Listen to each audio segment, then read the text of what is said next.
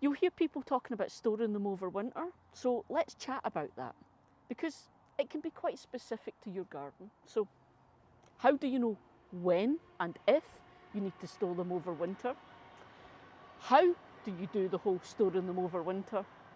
And what are the things you need to think about? Let's do it. So what are those things that you need to think about then to know whether you need to do this? Well, basically, it's about your temperature in your garden over your autumn, winter, early spring, and it's about your rainfall, or generally how wet or damp your soil is. So you can actually leave them in the ground and mulch over them, and that'll protect them pretty much from the cold. But for me, it's not just the cold.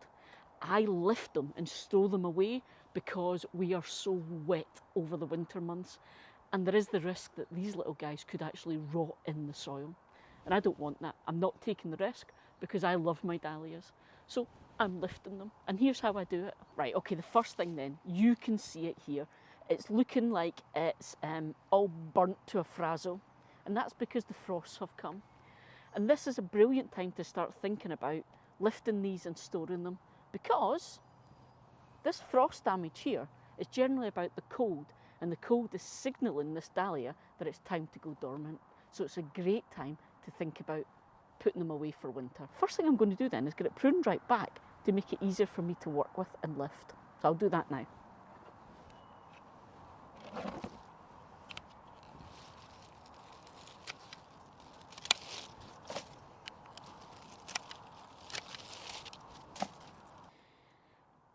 I've pruned the stalks down then, taken all the foliage away. It's just so that I can actually see what I'm doing and get hold of this easily, because this is the next bit.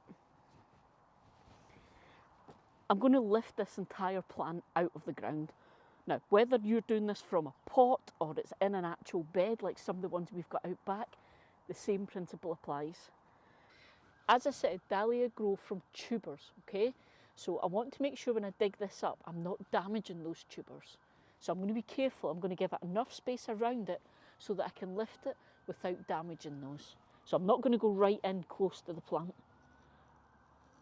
And I'm just going to be careful so I can feel around when I'm doing this.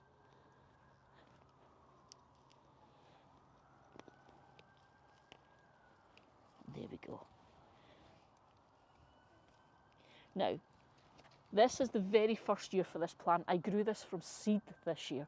So I'm not expecting a lot of tubers or particularly big ones. But each year you will see your dahlia puts more and more tubers. You can actually split them up and grow more plants from them, which I will take you through in another video, but not today. Now I want to get as much of this soil off of here as possible so I can see what I'm working with. So there we go. That is the dahlia tubers. So if you think that I grew that from a seed this year, and it now has all of that potential to grow me more plants, that's one. Same again, not as big. This was the plant that was here was much healthier, so not as much in this one, but still, you can see there are still a good 5 or 6 tubers. So excellent, so I should get a good plant out of this next year. 2, now what I'm finding, our garden is very, very wet because, you know, we've had quite a bit of rain. And generally, the humidity here is quite high throughout autumn and winter because we get so much rain. So there's a lot of soil still on here I can't get off. So what I'm going to do is give it a rinse with a hose to get as much off as I can. Don't panic, I'll tell you all about that in a second, and then we'll get to the next stage. Going to give it a spray with a hose, get off as much of this as I can, and then the next stage is about drying it.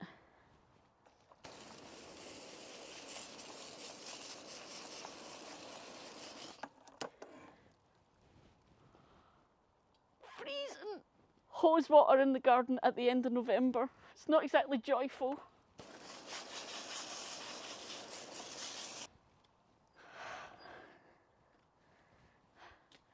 So now that I'm suitably soaked and cold, and a lot of that soil is off. You can now see what I was talking about with the tubers and the sizes. So this has got lots and lots of little tiny tubers on this side, and there's a few bigger ones on this side, and you can see. So these are all these fabulous little parts of the root that is storing all the nourishment it needs to be an amazing plant next year. So next thing then, we're going to let it dry out.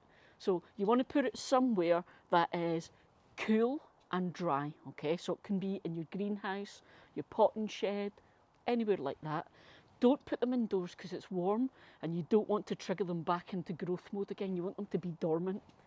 So I'm just going to put it in there for a few days until it dries out a bit. So I said the next stage was to let your dahlia tubers dry out a little. Let me show you. I did these ones last week and you can see they're now quite pale and they're actually dried to the touch. There's still a little bit of soil in there, but it'll be much easier to brush this out now that it's dried out a bit.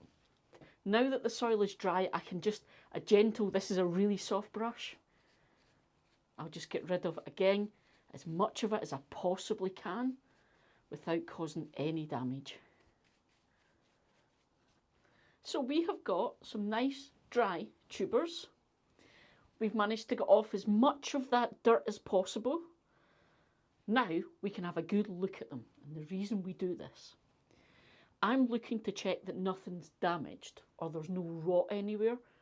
Anything that looks even slightly dubious, I don't want to try and store that, especially not with all my other ones. So that's all I'm doing just now. And when I'm happy and that one's ready to store, I'm going to cut all the stems down to just above this neck. Now this will wilt and disappear, but it's just for just now.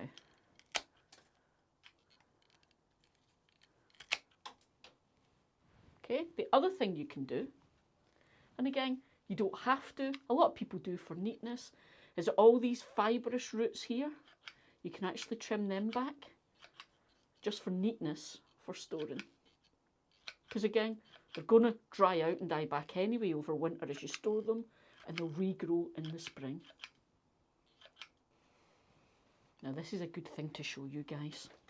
As I'm doing this, I'm talking about all of these hairy roots. You can see here, this little guy that's all swollen, that bit is a tuber, so you don't want to cut that off. But this bit here is the root I'm talking about, so I'll take that off. Okay, so here we go. I've got some tubers now ready to be stored. I've already mentioned you can leave these guys in the ground and mulch over them. So you can cut them right down in the stem and then just mulch over the top to protect them from the cold. If you think that your garden is an okay environment for that, I've lifted them because our garden is incredibly wet and I don't want these guys rotting in the ground because it's so wet. I've done it and I have lost all of my dahlias because I left them in the ground. So lessons learned. Now here's the next thing. How do you store them over winter if you lift them? And again, there's a couple of things you need to think about that are relevant to you. So I'm going to store these guys in the shed because the shed is nice and cool and relatively dry. I'm not going to keep them in my greenhouse because my greenhouse is quite humid over winter because I'm growing in here, so I'm watering plants. So I'll keep them in the shed. I'm going to show you how I protect them from the worst of the cold, frost, all of that kind of thing, and generally protect them while I'm storing them in the shed. But here's the next thing you need to think about then. As I've said, here in my garden, in basically what's called the central belt of Scotland, we're on the east coast in the central of Scotland, it is quite humid, which means roughly we're in the mid to high 90% of humidity over winter. So I don't have to worry about these guys drying out too much. I more worry that I don't want them being damp. If you live somewhere that's quite dry, you may want to check on these, say, every month or so, and just check the tubers aren't drying out too much and going wrinkly. And if you think they are, you might want to add a little bit of moisture into how you're storing them. Now, I know there's a channel called Garden Answers. I'm not sure where they are in the world, but she gave a really good tip for this, and she actually stores hers in damp perlite, so there's a tiny little bit of moisture there to stop them drying out too much. So something to think about. If you're in a type of environment where they might dry out too much, you may want to think about something like that. I'm the opposite, so here's what I do. Again, there's multiple ways to do this, and I know a lot of people actually just store these in compost. They'll get a box like I've got here, they'll put a layer of nice fresh compost on the bottom and bury your plants in that compost and cover them over entirely. I'm not doing that. I'm actually using newspaper, and all I'm going to do is add a nice layer of newspaper to the bottom of the box I'm using.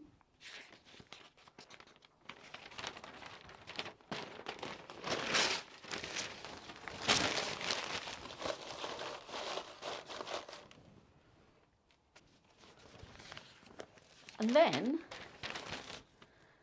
I'm going to wrap up the individual plants.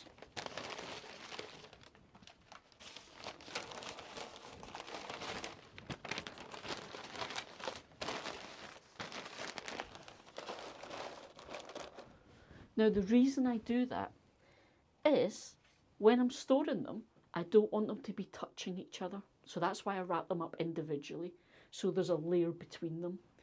The reason being, I mentioned it earlier, if any of these have any kind of disease or rot or pests, I don't want it transferring between the two. So if I lose one, I don't lose the others. If you're doing this using compost, you do the same thing. You make sure you pack the compost around each individual plant or bunch of tubers so they're not touching each other. It's exactly the same.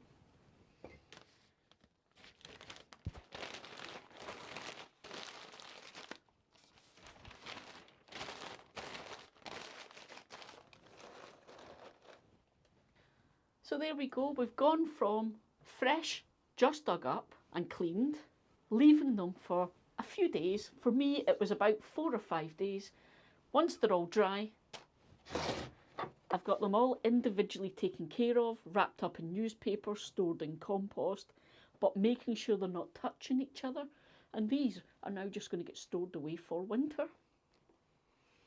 Hopefully, come early spring, I'll be able to get these potted up and bring them on, and I'll have amazing lush dahlias next year again.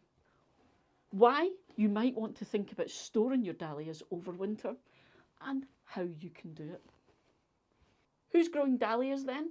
How many of you guys are storing your dahlias over winter after watching this video?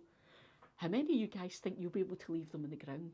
Because it'll be fabulous to join together again next year and see how we all got on. And always, guys, if you liked this type of video, hit that like button, give it a thumbs up. Not only does it tell me you like this content, but you help our channel grow too. See you, folks.